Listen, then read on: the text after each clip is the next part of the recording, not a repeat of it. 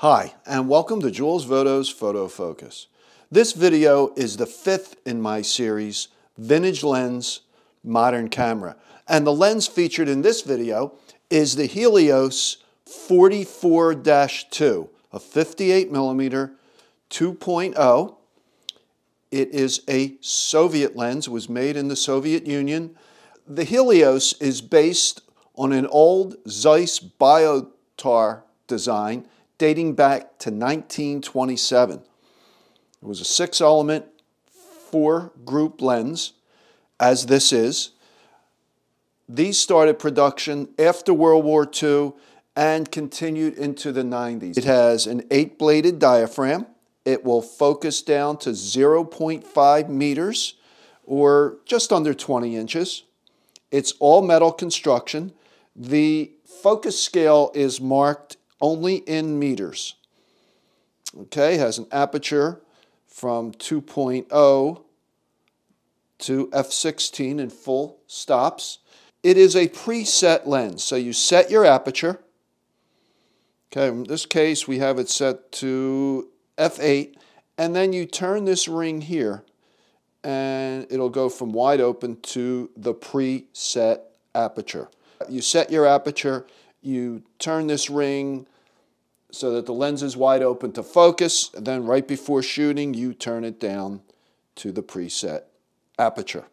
And so right now I have this set to 5.6. Okay, you can see that here. Now I'm going to turn this ring. Right now the lens is wide open. I'm going to turn this ring. Hopefully you can see that the lens closes down to the preset aperture. Okay, close down, wide open. Okay, the thing I don't like about this lens is the aperture ring is right up front and it's a little hard to turn. It's a little stiff. Actually, I think the biggest problem is that it's just hard to grip because it's so small. This lens is an M42 screw mount, Pentax screw mount. These were also made in a Leica M39 screw mount, but I believe these are far more common. They were used on some Russian single lens reflex cameras. Now this will mount directly, since an M42 mount, directly to a Pentax camera. Okay, it'll screw right in. Works fine on the Pentax or any screw mount camera such as a Yashica or a Mamiya. But of course I use it on my mirrorless cameras, on my Nikon Z mirrorless cameras. And in order to do that, you'll need an adapter. And these adapters are available for Sony and Canon and any mirrorless camera. So you'll just thread it into the adapter. And this is a Photasi M42 to NZ adapter. And then it mounts directly to the camera. And there you go. Now, of course, these lenses are all manual. Obviously, there's no autofocus. These lenses do not have a CPU, so you will have to set non-CPU data on the camera. Okay, and you see here 58mm, maximum aperture f2. If you do that, the IBIS will work. The in-body image stabilization will work.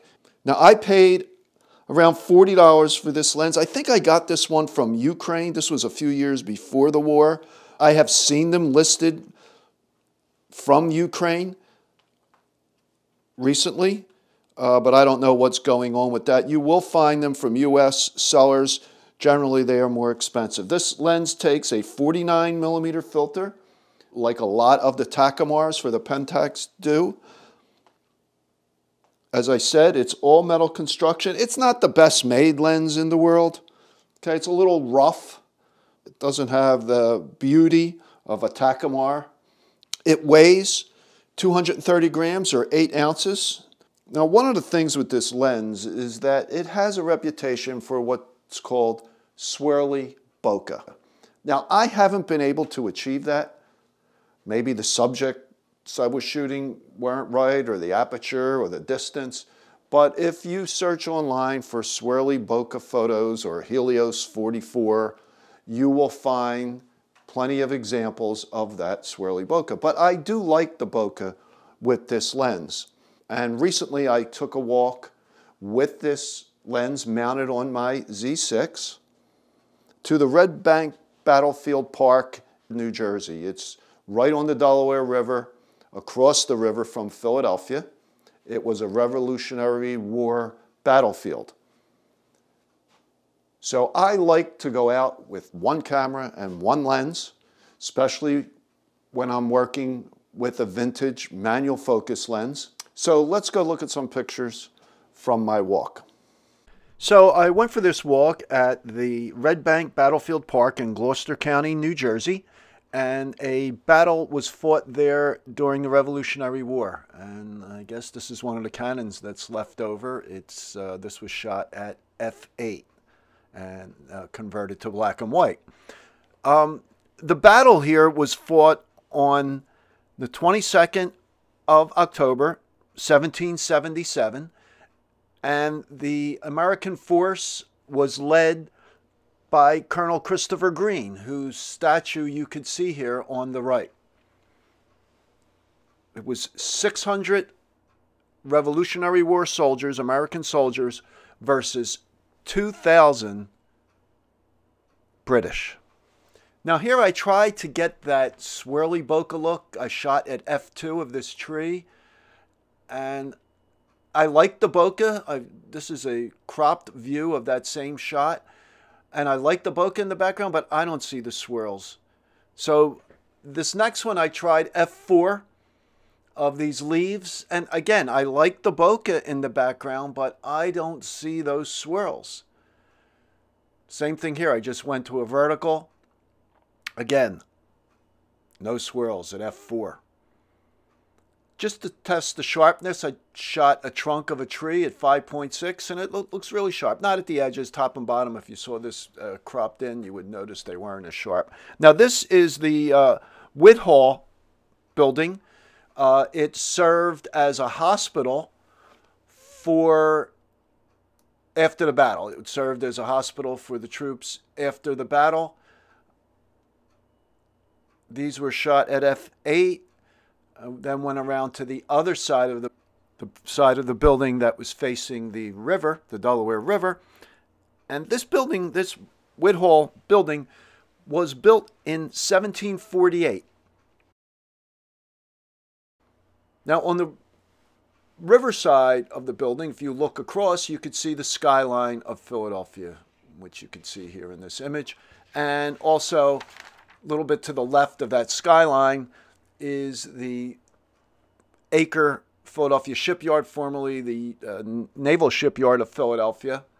And that is the Girard Point Bridge and a plane going into the Philadelphia International Airport. That's a common way for planes to head into the airport over the river. Here we just have some logs at f8. And then I went home and did some shots of the cat. This was done at 2.8, focus on the eyes, and she cooperated, so I was able to get good focus. On this next one of the other cat, she didn't stay as still, so my focus is off a little bit on this. The focus is more on her nose as opposed to her eyes, but I like the look. And this cat cooperated perfectly, this wooden cat, at an aperture of 2.8. I then took some shots of some silk flowers around the house. Focus was on the yellow flowers at the bottom. Shot at 2.0. I then stopped down to 2.8, a little bit different composition, but you could see this has a lot more contrast. So you do lose some contrast at 2.0. Now, these next shots, I shot at 2.0, 4, 5, 6, 8, and 8, just to kind of test sharpness. And of course, as you stop down, the lens sharpens up nicely. I think 5.6 and f8 are very, very usable. Wider apertures, usable as well, but not for something where you want sharpness out to the edges. Contrast also looks good. Color looks good. These were all shot with some LED lights on a tripod, focus was on just at the top of the color checker where it says Color Checker Classic. And I marked the, in Photoshop, just added the aperture so we would know what aperture each of these images was shot at.